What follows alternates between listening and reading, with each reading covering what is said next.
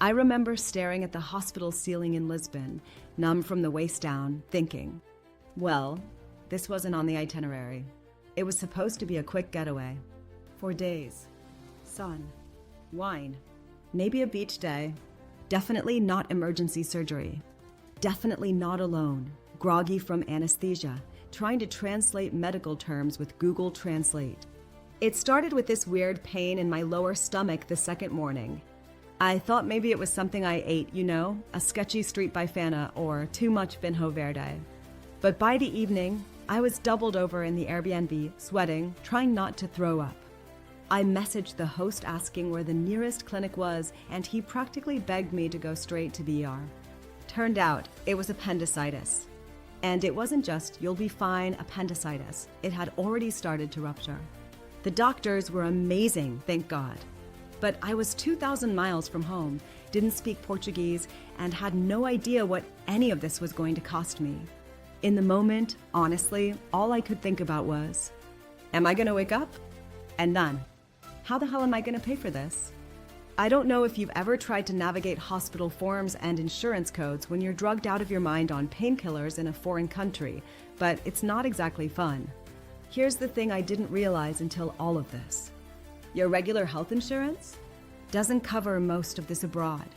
And unless you're sitting on a pile of emergency cash, even basic procedures can cost thousands. An appendectomy in Portugal without insurance? Roughly 7,000 euros.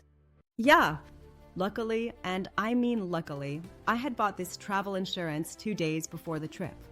Almost forgot to, actually.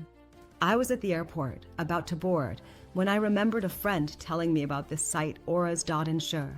It took like 5 minutes on my phone, and I didn't think much of it. I figured I'd never use it. I was wrong. Within 24 hours of the surgery, I got a reply from their support team, a real person who actually walked me through the claim step by step. They coordinated with the hospital directly, helped with translation stuff, and later, reimbursed nearly everything. Flights, extra hotel nights, meds, even the taxi to the hospital. I didn't cry until I got home. It was this mix of relief and holy crap, that could be even so much worse. Because the truth is, I don't know what I would have done without it. I was by myself. My parents were freaking out. My credit card was maxed from flight changes. But I wasn't alone, not really. And look, I'm not saying this to scare anyone. But if you're the type of person who travels and thinks, I'll be fine, please, just get insurance. Real travel isn't always Instagram perfect. Stuff happens. Planes get delayed. Bags go missing.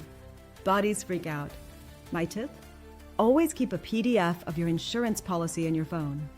Also, screenshot your ID and passport and save it offline. And make sure your policy actually covers medical emergencies, not just trip delays. Some don't. If you want to know what I use now, it's still auras.insure. I've tried others before, but this one's the only one that didn't make me feel like I was shouting into a void when I needed help. You can find it on Google, or I'll just drop the link in the description.